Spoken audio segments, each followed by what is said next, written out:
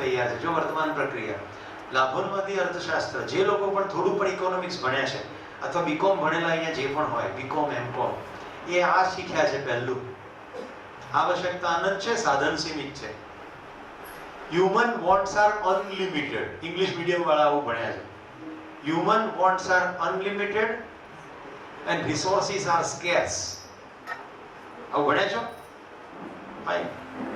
આપણે આ ચિત્રને બંધ કરીએ અને ખરેખર કામ કરીએ.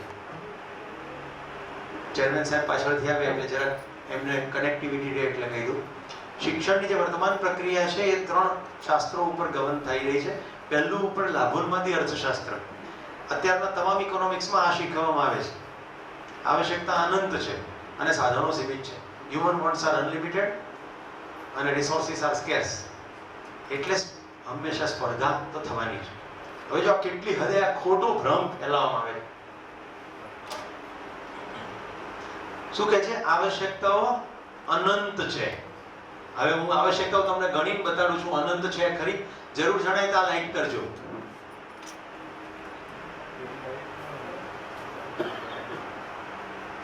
આપણે બધાને ખબર પડી ગઈ છે ને આવશ્યકતામાં આહાર, આવાસ, અલંકાર, દૂરગમન, દૂરદર્શન, દૂરશમન. હું ખાલી આહાર ગણીને બતાડું. આહાર. બહેનોમાંથી કોકની જોડે વાત કરીએ. મનીષાબેન, એક વ્યક્તિને 3 એમ 9 ને વધારાની 10 રોટલી દિવસમાં ખાય તો 10 રોટલી માટે કેટલો લગભગ લોટ જોઈએ?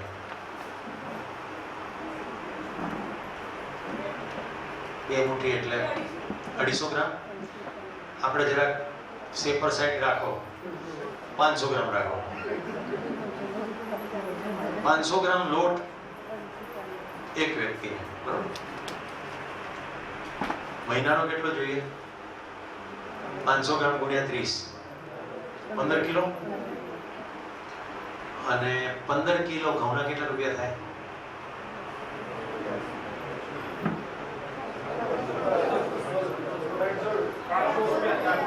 આટલા બધા કહેશે તો મને થોડી ખબર પડે. અંબાલાલ, 15 કિલો ઘઉંના કેટલા? 200 રૂપિયા. 200 રૂપિયા. આપણે થોડુંક છૂટમાં રાખો ને 300 રૂપિયા રાખો.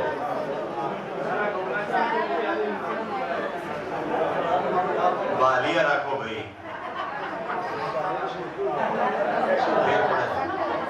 600 રૂપિયાનો એક માણસ મહિનાના ઘઉં ખાઈ જાય તો 12 મહિનાના કેટલા ખાય?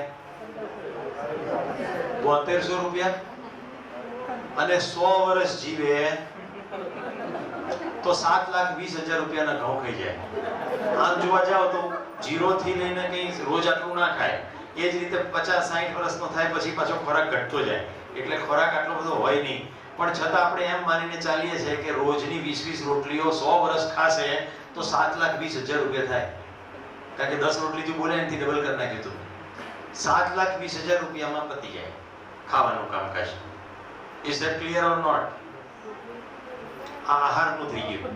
આવાસ 10 બાય 10 ફૂટનો એક ઓરડો જોઈએ એકને. આ તો બધા ભેગા થાય છે એટલે ડ્રોઈંગ રૂમ ને બેડરૂમ, સ્ટડી રૂમ, પૂજા રૂમ, સ્ટોર રૂમ, રાઈટ? જો એક વ્યક્તિના હિસાબે ગણીએ તો 10 બાય 10 ફૂટના રૂમમાં એને રસોડું બી થઈ જાય, એનો બેડ બી આવી જાય અને સ્ટોર પણ પતી જાય. એટલે એવરેજ કરીએ તો 10 બાય 10 ફૂટનો ઓરડો જોઈએ, રાઈટ? અલંકાર કેટલા કપડા જોઈએ? તમે રોજે કપડા પહેરો અને અઠવાડિયે રવિવારે ખાલી ધોવો તો 6 જોડી વચ્ચે ચાલે. આપણે 6 નહીં 60 રાખો, કઈ પ્રોબ્લેમ નથી. 60 જોડી કપડા રાખો. આખી જિંદગી દરમિયાન ખેંચીને કેટલા જોડી કપડા પહેરશો? 600? 6000?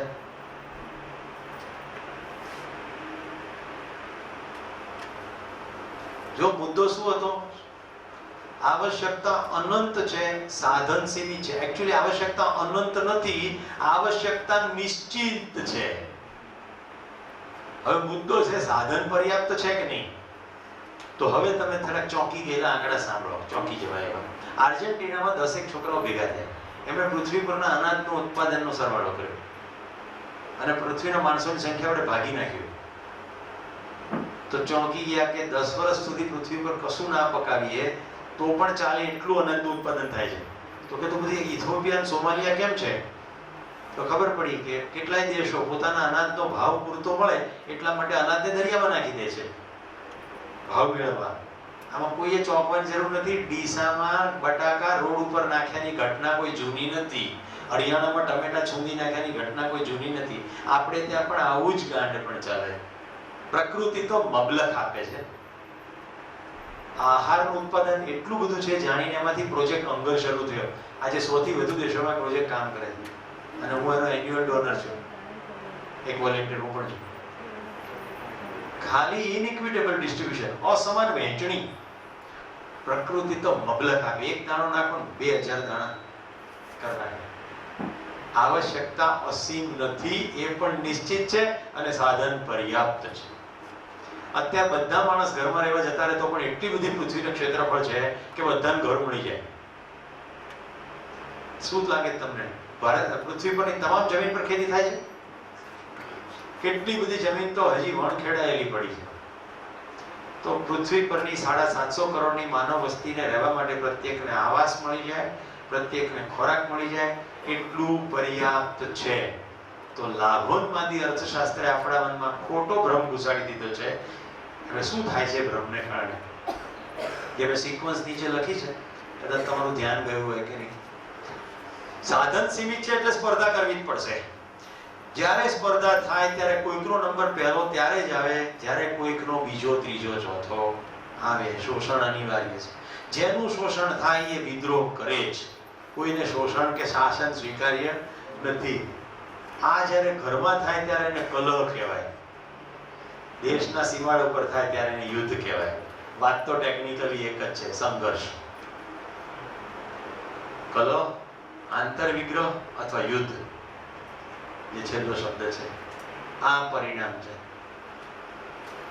તમને એટલે ખ્યાલ આવશે કે મેં શિક્ષકો ઉપર વિશેષ જોર કેમ દીધું. અર્થશાસ્ત્રમાં જો ભૂલે ચૂકે શિક્ષક આ ભણાવી દે છે તેને ખબર જ નથી કે યુદ્ધના બી અત્યારથી વાવી રહ્યો છે, અજાણપણે. જો દુનિયાના ઘણા દેશોની શિક્ષણ પદ્ધતિ બદલાવા લાગી છે. આપણે ત્યાં તો બોર્ડમાં એક ફેર પડી ગયો. પહેલા 1 થી 10 ના નંબરો ફોટા આવતા હતા, પછી 1 થી 25 ના આવતા હતા, પછી સાવ બંધ થઈ ગયું. હવે પર્સન્ટાઇલ આવે છે. કેમ ખબર પડી? ઘણા બધા લોકો આપઘાત કરવા માંડ્યા. કારણ કે જ્યારે સ્પર્ધા હોય ત્યારે કોઈકને શોષણનો ભાગ બનવું જ પડે અને કોઈકે ભોગ બનવું પડે. હવે જો જેટલા ટ્યુશન ટીચરો છે એને શું કરવું પડે? પોતાના છોકરાને વધારે માર્ક લાવે તો એના ટ્યુશન ક્લાસ બરાબર ચાલે. એટલે એનું આખું ફોકસ એ વિદ્યાર્થીઓ ઉપર હોય કે એનો માર્ક સરસ આવે. એ માર્ક સરસ લાવવાની લાયમાં એ જીવનની બીજી કોઈ વસ્તુ શીખવી શકે નહીં.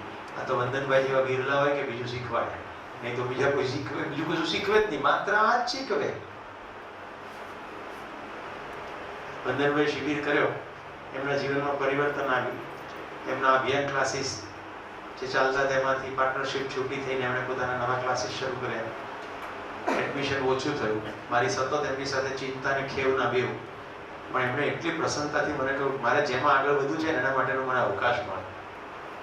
હું મારા પત્નીનું હવે ધ્યાન રાખી શકીશ વધારે સારી રીતે. સગર્ભાવસ્થામાં દીકરી પણ નાની છે, એને પણ સમય આપવાનો છે. તો બરાબર થયું છે. હું પૂર્ણ સંતુષ્ટ છું. સમજાય ને જ્યારે આ બંધાય. હવે તમને એમ થાય કે ભાઈ સ્પર્ધા નહીં કરવી એ પ્રૂફ શું એનું? બધા પોતાની નોટ ખોલો, એક નાનકડી એક્સરસાઇઝ કરો કે સ્પર્ધાની કોઈ જરૂર જ નથી. બધાએ કરેલી છે એક્સરસાઇઝમાં, ફરી કરજો. કોરુપાનું ખોલો અને એક ટપકું કરો,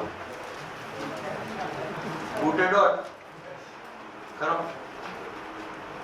જલ્દી કરી નાખો. એટલે હવે પડોશી બતાડો. મિત્તલ સૃષ્ટિને બતાડે, સૃષ્ટિ સાજનબાને બતાડે, આગળ પાછળ બધું બતાડો. ચેતન નાઈબેન બતાડો. કોઈનું ટપકું, જેવું જેવડું, જેવું જેવડું, અને એ જ જગ્યાએ છે. કોઈ બે સરખા નથી. સ્પર્ધા ક્યાં કરવાની છે? આ જે થોડું તમે સવારથી જોઈ રહ્યા છો એવું એક જ છે. આ આખી પૃથ્વી ઢૂંઢી વાળો આવો ચહેરો જોવા નહીં મળે અને આવો માણસ બી જોવા નહીં મળે.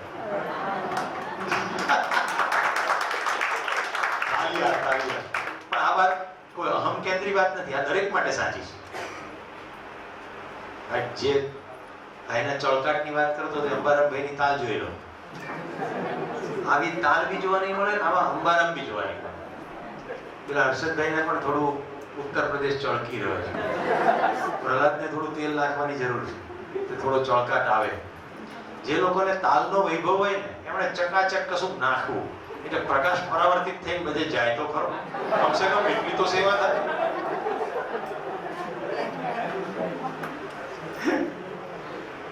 મિત્રો, નવા લોકોને એમ થતું છે આ બધાનું નામ લઈને કેમ બોલાવું છું, કારણ કે બધા હવે એકદમ નજદીક આવી ગયા છે, દોસ્તો થઈ ગયા, તાલીમના ભાગમાંથી પસાર થતા થતા, અને મને પણ ઓળખી ગયા છે. એટલે અમને પણ ખબર છે કે સાહેબ કહેતા હશે તો કંઈક આશય છે.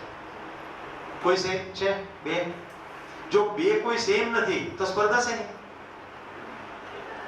આપણે બધા એક એક યુનિક છીએ. આખા અસ્તિત્વની ડિઝાઇન જ એવી છે. આપણી જ વાતની બહાર જતા રહીએ.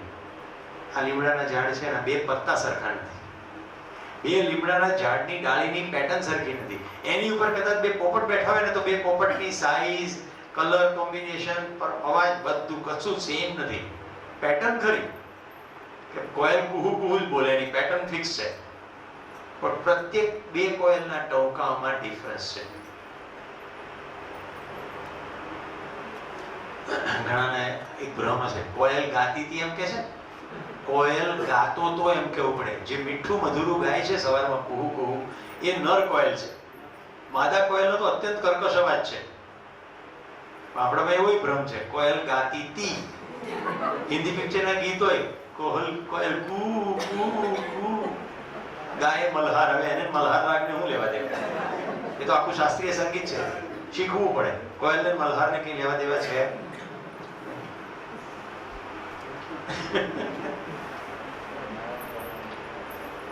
ઓકે, હું માનું છું પહેલું ક્લિયર થઈ ગયું. હવે બીજામાં જતા રહીએ. ભૌગોલવાદી સમાજશાસ્ત્ર, બલશાલી જીએગા, તાકાત વાળો, સર્વાઈવલ ઓફ ધ ફિટેસ્ટ. આ પાપ ડાર્વિને કર્યું. એને એવું કહી દીધું કે સર્વાઈવલ ઓફ ધ ફિટેસ્ટ. પ્રકૃતિમાં વ્યવસ્થા એવી છે કે સૌથી બળવાન હોય ને એ જ જીવે. એટલે નાના નાના અતિ નિમ્ન બળ વગરનાને મરી જ જવું પડે. તો શું કરવું પડે? આ જો માણસ માનવા માંડે તો પોતાનું બળ વધારવાની કોશિશ કરે.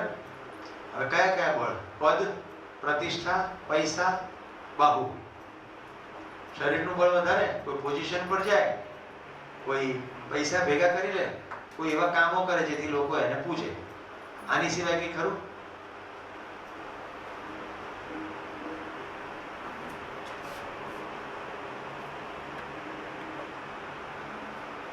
પદ, ધન. આની સાથે ભય સંકળાયેલા છે. પદ ભય, ધન ભય, માન ભય. પદ જવાનો ડર, ધન જવાનો ડર, માન જવાનો ડર. આ ત્રણેય ભય એની સાથે સંકળાયેલા છે. એટલે બીજાને ભય પમાડવાય તો આ ત્રણ મેળવવાની પ્રવૃત્તિ છે.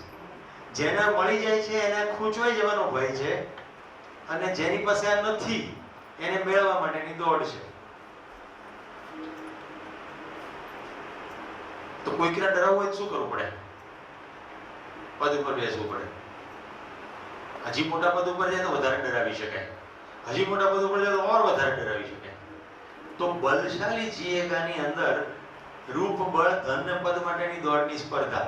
હવે આમાં અહીંયા મેં 3 લખ્યા છે. માનની સાથે ઘણા રૂપને જોડી દે છે. દાખલા તરીકે આપણા ઐશ્વર્યા ભાભી અત્યારે આવે તો બધા ઊભા થઈ જાય. ઘણાને તો ભાભી શબ્દ ખૂંચે છે. ઘણાને એમ થાય છે કે મારો પહેલા નંબર હતો.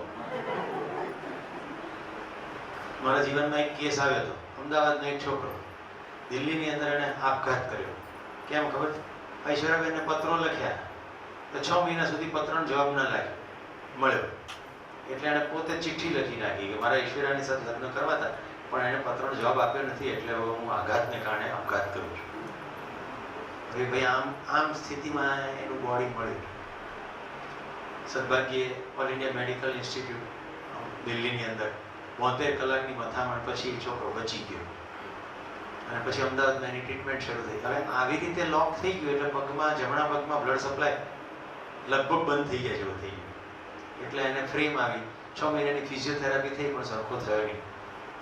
હવે ક્યાંક મિત્ર દ્વારા વાત મળી, હું એ દિવસોમાં ન્યુરો લિંગ્વિસ્ટિક પ્રોગ્રામિંગ ભણતો અને એમાં મિરેક્યુલસ શરીરમાં રિકવરીના કેસીસ આવે એ મેં ક્યાંક શેર કર્યું હશે તો મારી સુધી એ વાત આવી કે આમાં કંઈક ફેર પડે તો પ્રયત્ન કરીએ. હવે એ કેસ હું નહીં કહું અત્યારે, એ સાજો થયો એનો, પણ મૂળ વાત પર જઈએ. એ ભાઈને ઐશ્વર્યાને પરણવામાં રસ હતો, પણ એને એ ખબર નહોતી કે એની લિપસ્ટિકનો નેલ પોલિશનો ખર્ચો મહિનાનો એટલો છે કે મેં એને બરાબર કાઉન્સેલિંગના એક સેશનમાં કીધું કે હું પરણવા નીકળી પડી. ખર્ચો કેટલો થાય ખબર પડે છે? પોતાના રોટલાની તેવડ નથી, ઐશ્વર્યા રાયને પ્રેમ કરવો. જે ભાષામાં એને કહેવાતું હતું એ ભાષામાં કીધું અને એ બીકમ ઓલરાઈટ પાસે સાજો પણ થઈ ગયો, પાણી પણ ગયો અને બચ્ચાનો બાપ છે. પણ માન કોની સાથે જોડ્યું છે આપણે? રૂપ. રૂપવાન હોય એટલે માન. કામ ગમે તેવા કરે, પણ ટી શર્ટમાં બીઈંગ હ્યુમન લખે એટલે આદરપાત્ર થઈ જાય. સમજાય છે? જો બધા ધ્યાનથી સમજો, જેને ચરિત્રની ભાષાની અંદર સાવ હલકી કોટી ના કહેવાય એને આપણે કાતર આપીએ, રિબિન કાતર, નિશાળનું ઉદ્ઘાટન કરો. આપણે કેવી માનસિકતા બનાવી દીધી છે. અહીંયા એક ઋષિ જેવા માણસ થઈ ગયા. મને બહુ ખુશી છે કે હમણાં મારા માથા ઉપર હાથ કરેલો ડોક્ટર વસંતભાઈ પરીખ, વડનગર. આવો જ એક લીડરશીપનો પ્રોગ્રામ જે તમે લોકો એટેન્ડ કર્યો નાતીવાડામાં છે, 1993ની સાલ હતી અને વસંત કાકા હતા, જે અતિ ચારિત્ર્યવાન છે એ હારી જાય ચૂંટણીમાં અને ચારિત્ર્યના શિથિલ વ્યક્તિને આપણે હીરો બનાવીએ. આપણે હીરો કોણ છે? અત્યારના ચરિત્ર નાયકો છે, કોણ હીરો છે? આપણે કોને ભારત રત્ન આપીએ છીએ? જેને ખબર છે કે 6 દાડા ક્યાંથી આવવાના છે, ફિક્સ બખ્તર પહેર્યા છે આખા શરીરે, વાગે નહીં એના માટે, એ આપણે હીરો છે. જે સામી સાથી ગોળી ખાઈને મરી જાય છે જેથી આપણે એસીમાં બેસી શકીએ, એના સમાચાર 7મા પાના ઉપર આ ટીટા ચૂકડી જાહેરાતમાં બાજુમાં છે. સમજાય છે? આપણી માનસિકતાને કારણે આપણી સામાજિકતા છે. જો સમાજમાં સુરક્ષા ઈચ્છતા હોઈએ તો સમાજમાં સુરક્ષા કર્મીઓનું હાઈએસ્ટ સ્થાન હોવું જોઈએ. જે સુરક્ષા પ્રોવાઈડ કરે છે એ જો હાઈએસ્ટ ઓનર ના ધરાવતું હોય તો સમાજમાં સુરક્ષા કેવી રીતે પ્રવર્તી શકે? નવટંકીઓ અને ખેલાડીઓ જ્યાં સૌથી મહત્વનું સ્થાન ભોગવતા હોય ત્યાં પછી નાટક અને ખેલ જ થાય, બીજું થાય શું? તમામ પ્રકારના ડ્રામા થાય. ઓકે, તો બળશાળીમાં પણ અહીંયા સ્પર્ધા છે અને સ્પર્ધા પછી આગળની સિક્વન્સ તો સેમ જ છે. શોષણ, વિદ્રોહ, સંઘર્ષ ને યુદ્ધ. શરૂ થાય છે રૂપ, બળ, ધન ને પદ માટે. છેલ્લું કામનવાદી મનોવિજ્ઞાન. આ આપ્યું ફ્રોઈડે. પશ્ચિમમાંથી સિગમન્ડ ફ્રોઈડ નામનો એક મનોવિજ્ઞાની આવ્યો. એણે એવું કહ્યું કે કામ જ સર્વ પ્રકારની ઉર્જાનું ચાલક બળ. માણસ જે પણ કરે છે તે સેક્સ માટે જ કરે છે. આવો સિદ્ધાંત એણે મનોવિજ્ઞાનમાં આપ્યો. અને તમારામાંથી કોઈ પણ બીએ સાયકોલોજી ભણ્યા હશો તો તમે આ ભણી ગયા છો. દુર્ભાગ્ય હજી ગુજરાત યુનિવર્સિટીમાં ભણાવાય જ છે. કામની ઈચ્છા ચાલક બળ છે. તમને બહેનો આઘાત લાગશે, એવું કહે છે સિગમન્ડ ફ્રોઈડ કે બાળક એની માને ધાવે છે એમાં પણ સેક્સની વૃત્તિ જ છે. એટલે જે દૂધનો સોર્સ છે એની સાથે પણ સેક્સ જોડી દીધું. કેટલી હદે રૂગ્ણતા છે. તો દરેક કાર્ય ઉત્પાદનને જાહેરાતમાં સ્ત્રી પરત્વે વિકાર છે કે નથી? ટાઈમ્સ ઓફ ઇન્ડિયા ઉઠાવો કે દિવ્ય ભાસ્કર ઉઠાવો કે કોઈ પણ છાપો ઉઠાવો, આપણી બહેનોના અર્ધનગ્ન ચિત્રો રોજ જે આવે છે કે નથી આવતા? ટેલ મી. અમે કર્મદર્શનમાં શીખ્યા કે જ્યારે આપણે જોઈએ છે છાપાનું લવાજમ ભરીએ છીએ ત્યારે આપણે આનું અનુમોદન કરીએ છીએ. અનુમોદન એટલે સ્વીકારીએ છીએ આ બરોબર થઈ ગયું છે. જેટલું અનુમોદન થાય છે એટલી વસ્તુ વધતી જાય છે. તમને શું લાગે છે? એક તરફ આ જાહેરાતમાં સ્ત્રીઓનું આવું ચિત્ર આવ્યા કરે અને બીજી તરફ આપણે એવી અપેક્ષા રાખીએ કે સ્ત્રીઓ સુરક્ષિત રહેશે. થશે? એક નાનું બાળક મોટું થતા થતા સ્ત્રીને એક વસ્તુ તરીકે કે ઉપભોગ કરવાની ચીજ તરીકે જોતું હોય તો એ જ્યારે એની ઉંમરમાં આવશે ત્યારે એની દ્રષ્ટિ સ્ત્રી પ્રત્યે વિકારની નહીં હોય તો બીજી કઈ હશે? સ્ત્રીનું સ્વરૂપ માતાનું પણ હોઈ શકે છે, બહેનનું પણ હોઈ શકે છે, મિત્રનું પણ હોઈ શકે છે, પુત્રીનું પણ હોઈ શકે છે. એ સ્વરૂપ બતાડ્યા વગર માત્ર અને માત્ર શરીરનું જ સ્વરૂપ બતાડવામાં આવે તો એકાંગી દ્રષ્ટિ ડેવલપ થાય કે બીજું કઈ થાય? તમે સમજી શકશો કામનવાદી મનોવિજ્ઞાન આ મુખ્ય વિચાર છે, કામની ઈચ્છા ચાલક બળ છે, એને કારણે તમામ પ્રકારનું એડવર્ટાઇઝિંગ, કેનવાસિંગ બધું નોનસેન્સ ચાલ્યું. કારની જાહેરાત હોય તો પણ છોકરી, ટાયરની જાહેરાત હોય તો પણ છોકરી, બધે છોકરી મૂકવી પડે, એ બધા સ્વીકૃત કરે એટલે ક્રમશઃ છોકરીનો અવમૂલ્યન થાય. જે છોકરી જાહેરાતમાં ઊભી રહે એને પોતાને પણ માત્ર એક જ વસ્તુમાં રસ છે, પૈસા. સમગ્ર સ્ત્રી જાતિનું અપમાન થઈ રહ્યું છે એવું એને અહેસાસ થતો નથી. નહીં તો પોતે શું કામ એવું કરે? Is it clear? આપણે જ્યાંથી શરૂ કરીએ ત્યાં પહોંચી જઈએ. શિક્ષણ શેના માટે હતું? સુખમાં વધારો કરવા. સુખમાં વધારો થયો? નહીં થયો. કેમ? કારણ કે શિક્ષણની વર્તમાન પ્રક્રિયા આ ત્રણમાંથી દોરવાયેલી છે. હવે તમે કોઈ પણ ડિસિપ્લિન લઈ લો, એન્જિનિયરિંગ લઈ લો, મેડિસિન લઈ લો કે કંઈ પણ લઈ લો.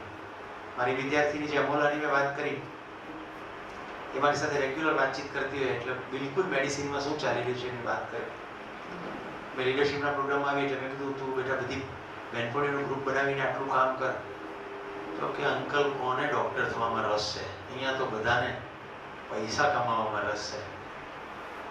ડૉક્ટર એટલે શું એ ફંડામેન્ટલ જ ક્લિયર નથી. કઈ લાઈનમાં જવું? તો કે રેડિયોમાં સૌથી ભીડ છે વધારે. રેડિયોલોજી. કેમ? કશું જ કરવાનું નહીં, એક્સરે પાડવાનો, પછી કોમ્પ્યુટરની અંદર રિપોર્ટ આપી દેવાનો. કોઈ પ્રકારની મહેનત નહીં, મજદૂરી નહીં, કોઈ ઇમરજન્સી નહીં, આરામથી થઈ શકે, ડિસ્ટન્સથી પણ થઈ શકે. એટલે રેડિયોલોજી સૌથી મોંઘામાં મોંઘી બ્રાન્ચ, સૌથી વધારે ડોનેશન પણ એમાં. એવું છે એન્જિનિયરિંગમાં, ટેકનોલોજીના એ ફિલ્ડ સૌથી મોંઘા, જેમાં પછી પૈસા બહુ. આઈઆઈટી કેમ આટલું બધું મોંઘું છે? એની ફીસ કદાચ મોંઘી નથી, પણ એન્ટ્રી, એડમિશન, ક્રાઇટેરિયા કેમ આટલું બધું મોંઘું? કારણ કે આઈઆઈટીએન બહાર નીકળે પછી એનું પેકેજ બહુ વધારે છે. આઈઆઈટીએન મોટા મોટા કોર્પોરેશનના ટોપ પર બેઠા હોય કારણ કે પેકેજ બહુ વધારે છે. પેકેજ જોવાય. આખી શિક્ષણની વર્તમાન પ્રક્રિયા સુવિધાના તરફ ફોકસ થયેલી છે. આટલું સમજાઈ જાય આજના દિવસમાં, આજના સાંજ સુધીમાં, તો શિક્ષણનો મૂળગામી ફરક કરવાનો વિચાર આગળ આવે. હવે જો શિક્ષણની જ્યારે પ્રક્રિયા કહું છું ત્યારે શિક્ષણની પ્રક્રિયા માત્ર નિશાળની નથી. શિક્ષણની પ્રક્રિયા ત્રણ રીતે થાય છે.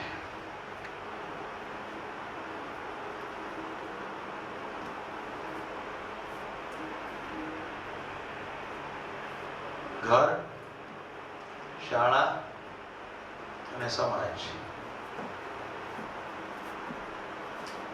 પિતાજી જ્યારે એમ કે છે મહેનત કર, ભણ અત્યારે, નહીં તો મારી જેમ મજૂરી કરવાના દિવસો આવશે, એટલે પિતાજી શ્રમનું મૂલ્યાંકન શૂન્ય કરે છે. શ્રમ નકામો છે, શ્રમ કરાય નહીં એવું શીખવાડી દે છે. રાઈટ? ભણ કારણ કે તો તારે શ્રમ નહીં કરવો પડે. ભણ, શ્રમ ના કરવો પડે એના માટે. એટલે ભણતા ભણતા ભણતા આખો દ્રષ્ટિકોણ એવો થાય છે કેમ શ્રમ ઝીરો કરું અને કેમ મેક્સિમમ એકડાની પાછળ ઝીરો વધારી દઉં,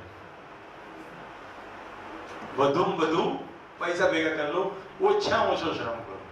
એને આપણે શું કહીએ છીએ? White collar job. Blue collar job એટલે મહેનત કરવી, મજૂરી કરવી, શ્રમ કરવું, શારીરિક. ઘરમાં માતા પિતા બંને પૈસાની વાતો કર્યા કરતા હોય તો છોકરું શું શીખી જાય? પૈસા જ મહત્વના છે. ઘરમાં પૈસાની વાતચીત થાય તો પૈસા જ મહત્વના થઈ જાય. માતા પિતા હિસાબ કર્યા કરતા હોય ઝીણી ઝીણી વસ્તુઓનો, તો છોકરા ઝીણી ઝીણી વસ્તુનો હિસાબ કરતા થઈ જાય. માતા પિતા પૈસાની બાબતમાં ખીટપીટ કરતા હોય, ઝઘડા કરતા હોય, તો છોકરું શીખી જાય કે પૈસો એક મુદ્દો છે જેની પર ઝઘડી શકાય છે. માતા પિતા પોતાની વાત મનાવવા માટે હાથ ઉપાડી લેતા હોય તો છોકરું શીખી જાય કે પોતાના પ્રશ્નો સોલ્વ કરવા માટે હાથ ઉપાડવો પડશે. તમામ પ્રશ્નોના મૂળની અંદર શિક્ષણ પડ્યું છે.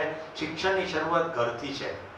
તો પહેલું શિક્ષણ ઘરેથી છે, પછી આવે શાળામાં. એકડે એક, બાબાજીનો ઢેકો, આવું ગોખા આવે જાત જાતનું. રાઈટ?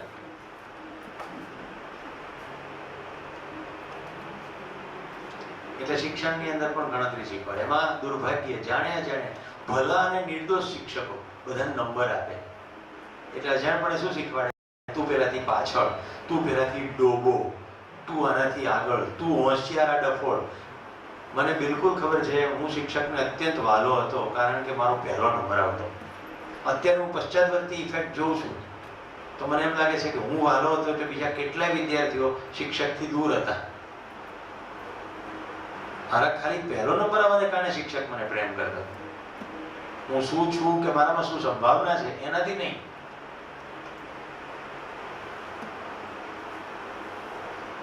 એન્જિનિયરિંગમાં મારી સાથે કેતન ભટ્ટ તો અત્યારે ચંદ્રયાન પ્રોજેક્ટમાં છે, ઈસરોમાં કામ કરે. એને કમ્યુનિકેશનમાં બહુ દમ નહીં, અતિ સંકોચશીલ. એન્જિનિયર કોઈ પણ પ્રોફેસરને પૂછે કે કેતન તો કે નથી ઓળખતા. કેમ? કારણ કે કોમ્યુનિકેશન નહીં, સંકોચશીલ. ચંદ્રયાન પ્રોજેક્ટમાં છે, એની અંદર શું પડેલું છે એ કોણ જોવે છે? એનું કમ્યુનિકેશન સ્કિલ. તો આંકડા, માર્કના અથવા અભિવ્યક્તિ, આ બે યાર્ડસ્ટિક થઈ ગયા. એટલે આખી સોસાયટી કેવી તૈયાર થઈ ગઈ? અચ્છા લગના, અચ્છા હોના નહીં. એટલે સારા સારા પુસ્તકો વાંચીને એમાંથી સારા સારા વાક્યો કોઈકને કહેવા કામ લાગે. જીવવામાં તો સમજણ જ કામ લાગે, વાક્યો કામ લાગે નહીં. આ વોટ્સએપમાં હમણાં બહુ આવો મહિમા ઉભર્યો. વિવેકાનંદે આમ કીધું, ગાંધીજી આમ કીધું, ખબર ના હોય એવું કોઈ કદી બોલ્યા ના હોય. કોઈના પણ કોટ, કોઈના પણ નામે ઠોકી બધાને સવારમાં એજ્યુકેશન ચાલુ થઈ જાય. કરવાનું શું? સિરિયા કોલ કરીને જવા દેવાનું.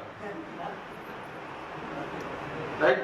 દીક્ષિત હમણાં તાજુ જે ગ્રુપ બન્યું છે એમાં એક જણ લખે ઓકે, વિચાર જ ના કરે કે 50 જણાને ડિસ્ટર્બ થશે. ઓકે, વેરી ગુડ લખે તો 50 જણા જોવે. ખ્યાલ આવે છે? આજે હું બપોરના ભાગમાં છત્તીસગઢના ગ્રુપમાંથી નીકળી ગયો. ગ્રુપ જીવન વિદ્યાના શિબિરાર્થીઓનું બનેલું, અને હું આમનો શિક્ષક હતો અને સાથે બીજા શિક્ષકો પણ હતા. તેમાંથી ગ્રુપ બનતું 6-7 શિબિરોના શિબિરાર્થી ભેગા થઈને સરવાળે 100 નું ગ્રુપ બનેલું. એમાં બપોરે હું રાજીનામું આપ્યું અહીંથી ગયા પછી, અને મેં લખ્યું કે मैं परिवार को नहीं छोड़ता हूँ, इस ग्रुप को छोड़ता हूँ, क्योंकि इससे मेरी गति बढ़ नहीं रही है. એકદમ સમાચાર આવી જાય, વોટ્સએપ નો કલર હવે બ્લુ થઈ ગયો છે, આ 10 જણા ફોરવર્ડ કરો તમારે બ્લુ થઈ જશે, આવો મેસેજ આવે. એટલે મેં કીધું હવે રાઈટ ટાઈમ છે નીકળી જવાનું. આની પહેલા એવું વિચિત્ર કે ઉપર લાલ થશે ને લીલું થશે ને આમ કરો. આ 10 જણાને ફોરવર્ડ કરો તો ફાયદો થશે, જો નહીં કરો તો તમારો ધનોત્પન્ન જ નીકળી જાય. પહેલા પોસ્ટકાર્ડ માં આવતું હતું, હવે વોટ્સએપ માં આવવા માંડ્યું. ખરું કે નહીં?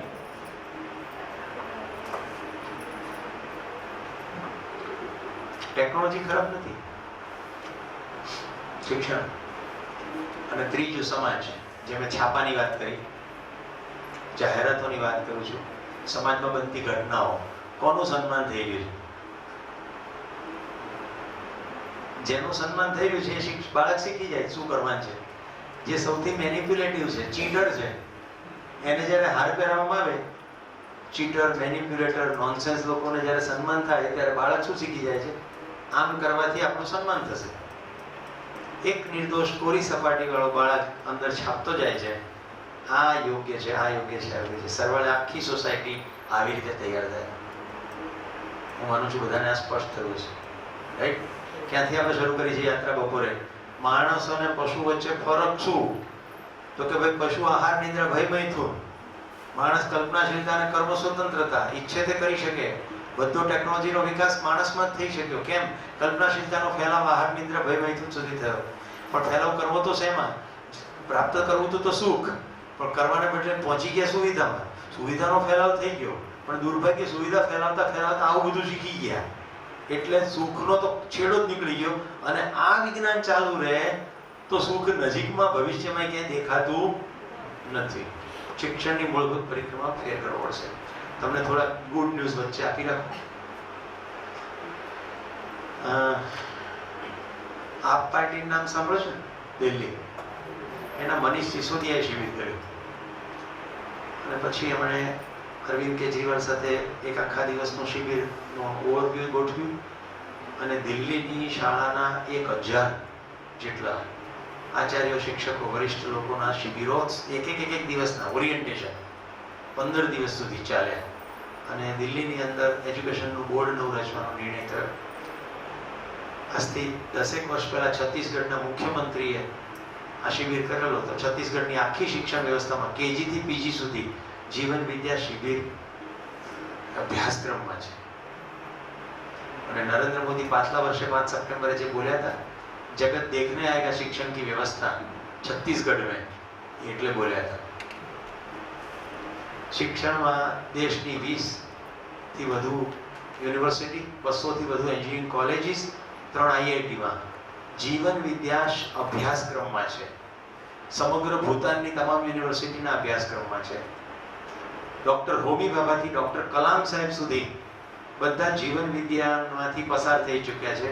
જીવન વિદ્યાની જાહેરાત એટલા માટે નથી કે એનો સીધો જોગ જીવવા ઉપર છે. હું તમને કલામ સાહેબની સ્પીચ સંભળાવું. છે અંગ્રેજીમાં, મૂંઝાશો નહીં, પછી ગુજરાતી કરી દઈશ.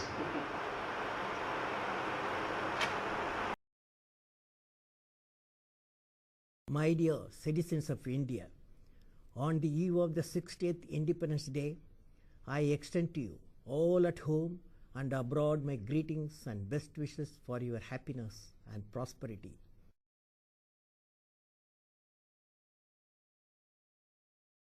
I would like to share with the salient features of a typical model that has made a significant impact on social development. Jeevan Vidya experience. Jeevan Vidya is being practiced by Professor Ganesh Bagaria, IIT Kanpur, Professor Rajiv Sangal, Director, IIIT, Hyderabad, and their teams. This scheme is concerned about addressing the basic causes of major problems of violence, corruption, exploitation, domination, terrorism, and war. It has been found that violent and antisocial behavior, unless dealt with care and with professionalism, could aggravate the extreme behavior. Jeevan Vidya develops tolerance for ambiguity, uncertainty in human contact by enabling self-knowledge that understand harmony in the self and the entire existence.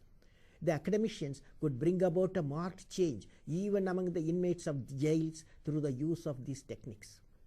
Jeevan Vidya is a teachable human value-based skill that can address inherent conflicts within the mind of the individual, within the families, in organization, and in public life. Inner conflict is the very essence of violence. For example, with the skills imparted, it would be possible to reduce the overall period of secondary education from 25,000 hours of teaching to 20,000 hours. Since the children become more responsible and productivity conscious. These experiments can be outreached to influence many people by developing networks using ICT through our educational system that needs to pay increasing attention to this aspect of human development.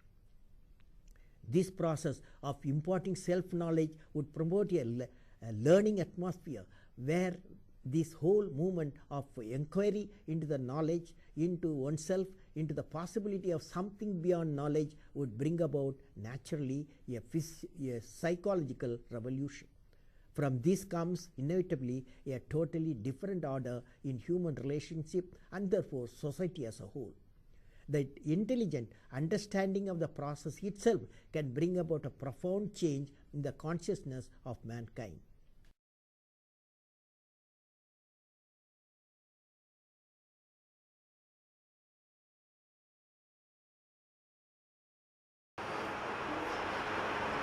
રાષ્ટ્રપતિ ભવનમાં professor Ganesh બાગડિયા 6 વાર ગયા અને કલામ સાહેબને જીવન વિદ્યાનો શિબિર કરાવ્યો ટુકડે ટુકડે. પણ પહેલા જ મિટિંગમાં એમને ખબર પડી ગઈ આ કરવું પડે એવું છે. એટલે એટલા વ્યસ્ત સ્કેડ્યુલ વચ્ચે પણ એમણે આખો શિબિર કર્યો અને આ 14 ઓગસ્ટે આખા રાષ્ટ્રને સંબોધન કર્યું છે એમણે 3 મિનિટ. પણ જીવન વિદ્યાની મૂળભૂત ફિલોસોફી પ્રસ્તાવની છે, કોઈ કમાન્ડની નથી, શાસનની નથી. એટલે કલામ સાહેબને પણ એવું કહેવામાં આવ્યું સ્પષ્ટ રીતે કે પ્રસ્તાવ મૂકવાનો છે, હુકમ નહીં. કારણ કે માણસ જાતને શાસન સ્વીકાર્ય નથી. જો પ્રસ્તાવ હશે તો એ પ્રસરશે, હુકમ હશે તો 5 વર્ષ ચાલશે, પછી ખતમ થઈ જાય. તો અત્યારે હું અને મારા થોડા મિત્રો લાગેલા છીએ કેન્દ્ર સરકાર સાથે, આપણા શિક્ષા મંત્રી સાથે, કેમ કરીને આ જીવન વિદ્યા ક્યુરિક્યુલમમાં આવે. વાત સતત પ્રસ્તાવની ચાલી રહી છે. નરેન્દ્રભાઈ જ્યારે ગુજરાતના મુખ્યમંત્રી હતા ત્યારે 1 કલાક સુધી સોમદેવ ત્યાગી સાથે બેઠક કરી ચૂક્યા છે. એમણે તરત 3 વાઇસ ચાન્સેલરને સૂચના આપી હતી, એમાંથી 2 વાઇસ ચાન્સેલર શિબિર કર્યા. પણ વાત પ્રસ્તાવની છે, મેં કીધું એમને પોતાને સ્વીકૃત લાગે અને પછી ધીમે ધીમે ક્રમશઃ થાય. ગુજરાત રાજ્યના શિક્ષણ વિભાગના 7 સેક્રેટરીઓએ એ મિટિંગમાં અમે બેઠા હતા, અમને કહ્યું કાલથી શિબિર શરૂ કરો. હું અને સોમભાઈ બંને ના પાડી કે નહીં, શિબિર નહીં કરીએ, કારણ કે શિબિર ચલાવવા માટે સૌથી પહેલા તમારે શિબિર કરવો અનિવાર્ય છે. જો સેક્રેટરી લેવલે શિબિર ના થાય તો નીચે હુકમ જ થાય, અને હુકમ કોઈને સ્વીકૃત નથી. જો સેક્રેટરી લેવલે શિબિર થાય તો એમની વર્તણૂકમાં ફરક પડે, તો નીચેના લેવલે એ પ્રેરણાત્મક રીતે થાય અને તો શિબિર નીચે ઉતરે. મિત્રો, અત્યારે ગુજરાતની એવી કેટલી સંસ્થાઓ છે જે મને સતત કહી રહી શિબિર ચલાવવા. હું દરેકને એમ કહું છું, ટ્રસ્ટીઓ તમે બેસશો તો ખરું. જો વિદ્યાર્થીઓને શિબિર કરાવી દેશો તો વિદ્યાર્થીઓ આ શિબિરમાંથી બહાર નીકળ્યા પછી અદ્ભુત સ્વતંત્રતા, મૂલ્યનિષ્ઠા સાથે ધરાવતા થશે. તમે એને પછી ગોળીઓ પીવડાવી શકશો નહીં. એમનો આત્મવિશ્વાસ એ કક્ષાએ પહોંચશે, સ્વયંમાં વિશ્વાસપૂર્વક જીવવાનું વિજ્ઞાન છે, કે તમને લાગશે આ સ્વચ્છંદ થઈ ગયા. એ સ્વચ્છંદ નહીં થઈ, પણ તમે નહીં પચાવી શકો, રાઈટ? કારણ કે ટ્રાન્સફોર્મેશનલ છે. આઈઆઈટી કાનપુરમાં જે થયું એટલું અદ્ભુત થયું છે. આજુબાજુના ગામડાઓને વિદ્યાર્થીઓ જાતે દત્તક લીધા અને કામ શરૂ કરી દીધા. કોઈએ કહ્યું નથી. એમ લાગે કે આ કરવા જેવું છે તો કરે. મને શિક્ષક તરીકે એવું લાગ્યું કે જીવન આમાં સમર્પિત કરવા જેવું છે. હું શિક્ષકનું કામ કરું છું, તો અત્યાર સુધીનો જે પ્રસ્તાવ છે ભોગોનમાંથી, લાભોનમાંથી ને કામોનમાંથી આવ્યો છે. હવે આપણે જે પ્રસ્તાવ મૂકવો છે એ સુખનો સમજનો મૂકવો. એટલે મારા વ્યવસાયમાં પણ આમૂલ પરિવર્તન આવે, કામગીરી કરવાની પદ્ધતિમાં પણ પરિવર્તન આવે. તમને મિત્રો નવાઈ લાગશે, અમારા જેવા કોર્પોરેટ કન્સલ્ટન્ટો ફીસને કોટ કરે, કોટેશન મોકલે, રાઈટ? હું એમ કહું છું, તમને મંજૂર ને સ્વીકૃત હોય તે મને મંજૂર ને સ્વીકૃત છે. તમને સુખ હોય એમાં મને સુખ છે. તો બધા ભાષા જોઈને ચોંકી જાય, આ કઈ રીતની તમે વાત કરો? તો આ રીતની જ વાત છે. મારે ઘરમાં પ્રસન્નતા સિવાયનો 1 પણ રૂપિયો આવવો જોઈએ. એક તો કામ કરવું નથી, કમાવાનું. જેટલી જરૂરિયાત છે એટલું કરવા માટે પ્રસન્નતા જોખમાય તો એનો મતલબ જ નથી. Is it clear? તો આપણે જ્યાં હતા ત્યાં પાછા પહોંચી જઈએ.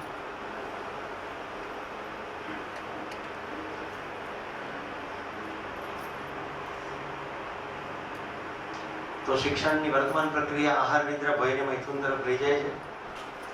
તો વાંધો શું છે? વાંધો એટલો જ છે કે સુખ તો વધ્યું નહીં, જોઈતું હતું તો સુખ. તો સુખ સમજવા પહેલા આપણે હવે દુઃખ સમજવું નથી, એ કાલે કરશું. આજના દિવસમાં આપણે માનવા અને જાણવાની જે પ્રક્રિયા છે એને પહેલા સમજીએ. કારણ કે સમજના શબ્દમાં શિક્ષણની પ્રક્રિયામાં અત્યાર સુધી સમજવું કોને કહીએ છીએ? ગુરુત્વાકર્ષણનો નિયમ સમજાઈ ગયો? તો કે સમજાઈ ગયો તો જ કહેવાય કે 10 માંથી 8 માર્ક તો આવવા જોઈએ, તો નિયમ સમજાયો કહેવાય. પેલો ઉપરથી પડી ગયો, ટાંટીઓ ભાંગી ગયો, એ ગુરુત્વાકર્ષણનો નિયમ સમજાઈ ગયો છે, પણ એ સમજાયો કહેવાય નહીં. લખાયેલો હોય તો સમજાયો કહેવાય. આવું છે ને? એટલે અમારે કુમુદભાઈ હોય કે મિલનભાઈ હોય, 11 મહિના નિશાળમાં જેટલું ભણે એ 3 કલાકમાં ઓળખી કાઢે. અને સૃષ્ટિબેન જેવા બધા પેપર તપાસી માર્ક આપતા હશે, મેથીઓ બધી.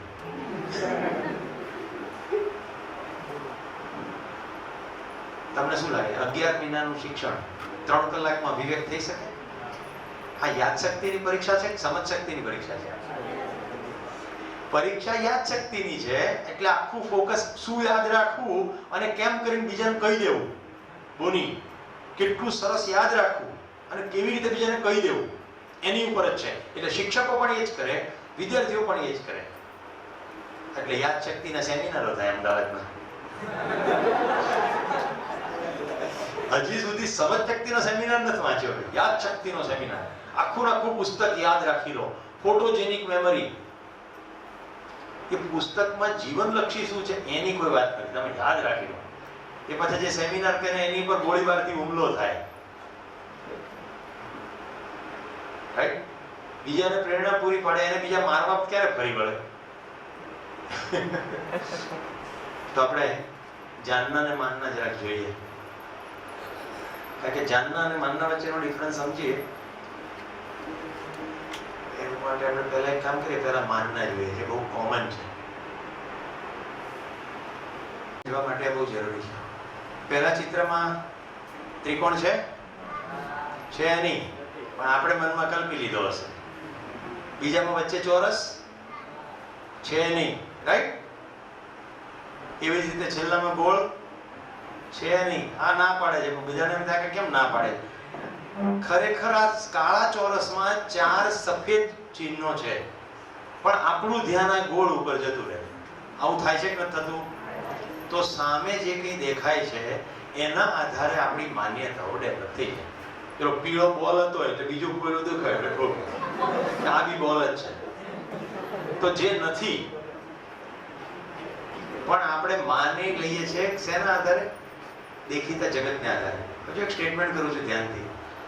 જગત 5 ઇન્દ્રિયોથી જેવું દેખાય છે એટલું સીમિત નથી. કેમ કે મને અહીંયાથી પેલું ઝાડ દેખાય એની પછી દુનિયા પૂરી નથી થઈ જતી, છે કે નહીં? આગળ અહીંયાથી ગાગરેટ ગામ દેખાતું હોય કે કોવાસણ દેખાતું હોય, એનાથી આગળ છે કે નહીં બીજા ગામો? તો આંખથી દેખાય એટલું તો જગત નથી. આંખથી જેટલું દેખાય એટલું જગત નથી. એવી જ રીતે કાનથી સંભળાય એટલું જ જગત નથી. એટલું જેટલું સૂંઘાય કે ચખાય એટલું જગત નથી. એનાથી બહુ મોટું છે. પ્રાણીઓ માત્ર ને માત્ર એની 5 ઇન્દ્રિયોથી જગતને પકડી શકશે, એનાથી બિયોન્ડ પકડી શકશે નહીં, કારણ કે એમનામાં કલ્પનાશીલતા નથી. ગુરુત્વાકર્ષણનો નિયમ શિક્ષક જ્યારે સમજાવે છે ત્યારે ક્લાસમાં ઊભા રહ્યા છે, ચિત્ર દોરે છે. તમે વિદ્યાર્થી તરીકે બેઠા બેઠા કલ્પના લગાવો છો કે આ વસ્તુ નીચે પડે છે એટલે કે પૃથ્વી એને ખેંચે છે. એ કલ્પના તમારામાં બેસી જાય છે એટલે તમે કહો હા મને આવડી ગયું. આવી રીતે આખી શિક્ષણની પ્રક્રિયા થાય છે. પણ દુર્ભાગ્ય એની અંદર માન્યતા ઘુસાડી દેવામાં આવે. હવે હું તમને એમ કહું કે ગુરુત્વાકર્ષણનો નિયમ ન્યૂટને એવું શીખવાડ્યો કે પૃથ્વી ખેંચે છે. જીવન વિદ્યા એવું કહે છે કે કોઈ કશું ખેંચતું નથી. હવે તમે થોડા વૈજ્ઞાનિકોના નામ લીધા, ડોક્ટર હોમી ભાભાથી લઈને ડોક્ટર કલામ સાહેબ, બધી અસ્તિત્વગત વાત છે અને અણુપરમાણુથી ગેલેક્સી સુધીની વાત છે. તો એવા કેટલી વસ્તુ એવી છે કે જે માણસે ખાલી જોઈને માની લીધી છે. દાખલા તરીકે ભરતી અને વોટ પૂનમે માણસનો દિમાગ ફરી જાય, બહુ વધારે આવે, આવું બધું ચાલે છે, રાઈટ? હવે શું થાય? પૂનમના દિવસે ચંદ્ર મોટો થઈ જાય છે કે ચંદ્ર મોટો નથી થઈ જતો, ખાલી પડછાયો નથી પડતો. ચંદ્રની સાઈઝ એની જ રહે છે. અસ્તિત્વમાં બી અદ્ભુત સાયકલ સેટ થયેલી છે. એ સાયકલને આપણે આપણી અનુકૂળતા પ્રમાણે સેટ કરી નાખીએ. પૂનમે બહુ મોટી ભરતી ઘટાડે, પૂનમે બહુ બધા મરી જાય. આજે કયો વાર છે? એ એને પૂછે છે આજ કયો વાર છે? વેન્સડે, બુધવાર, રાઈટ? કાલે ચોક્કસ ગુરુવાર હશે. જો આજે બુધવાર હોય કાલે ચોક્કસ ગુરુવાર હશે. કોઈની તાકાત છે શુક્ર કરે? નહીં. માણસ સાથે ભેગા કરી નક્કી કરાય આજે એને બુધવાર કહીશું એટલે કાલે શુક્રવાર કહીશું. માણસ સાથે ભેગા થઈને નક્કી કરી નાખ્યું સૂર્યોદય ભારતમાં થાય છે ત્યારે અમેરિકામાં નથી થતો, એટલે ટાઈમનો ડિફરન્સ કરતા. બધે એક સરખો સમય હોય છે ખરો? જ્યારે સાંજે 6 વાગે મારા ઘરેથી હું મારી બહેનને ફોન કરું છું ત્યારે અમેરિકામાં સવારે 7:30 ની ચા પીતી હોય. There is a difference, right? Vice versa. તો ડિફરન્સ છે. તો જે જગત દેખાય છે એક્ઝેક્ટ એવું થોડું છે. જગત જેવું દેખાય છે, અંધારું દેખાય છે તો અંધારું નથી. આખા અસ્તિત્વમાં અંધારું છે ખરું? અસ્તિત્વમાં અંધારું ક્યાંય નથી. જ્યાં જ્યાં પ્રકાશ નથી ત્યાં ત્યાં આપણે અંધારું નામ આપ્યું છે. તો આવી રીતે દેખીતા જગતને આધારે આપણી માન્યતાઓ ધારી છે અને એને પ્રમાણે આપણે ચાલીએ છીએ. થોડી ક્લિકોની મદદથી આપણે તો માનું છું તમને આ સમજદારી નથી એ ખબર પડી. એક છેલ્લે માનવાની ક્લિપ જોઈ પછી આપણે સમાપન એવું કરી જઈએ. હકીકતથી બિલકુલ અજાણ. અહીંયા તો ખાલી એક માણસને જોવાની વાત છે. આપણે તો આખા માનવ સમુદાયની વચ્ચે વસીએ છીએ, બીજી બધી જ પ્રાકૃતિક અવસ્થાઓની વચ્ચે વસીએ છીએ. આપણને કશાની કશી ખબર નથી અને છતાં આપણે એમ જ માનીએ છીએ બધું બરાબર છે. સવારે મેં પ્રશ્ન પૂછ્યો હતો, કેમ છો બધા? મજામાં? કે ક્યાં મજામાં? બદલાઈ ગયો જવાબ એકદમ. તો મિત્રો, આખી વાતનો સાર માનના નહીં, જાણના. માનવાનું નથી, જાણવાનું છે. જાણવાની પ્રક્રિયા 3 રીતે: સ્વયંમાં નિરીક્ષણ, સાથીમાં પરીક્ષણ, સમાજમાં સર્વેક્ષણ. અને આનો આધાર શું? જે જાણતું એને જીવવામાં દેખાય તો એ જાણે છે, નહીં તો જાણતો એ પણ નથી. જેટલું જાણ્યું એટલા સમજ્યા એટલું જીવવામાં આવે જ. જો જીવવામાં ના આવે તો જાણ્યું કે સમજ્યા નહીં. ખાલી માહિતી ભેગી કરી અને બીજાને કઈ સંભળાય. રાઈટ? તો મિત્રો, આજનો દિવસ અહીંયા પૂર્ણ કરીએ છીએ. 6:45 થવા આવ્યા છે. આગળ વાત તમારે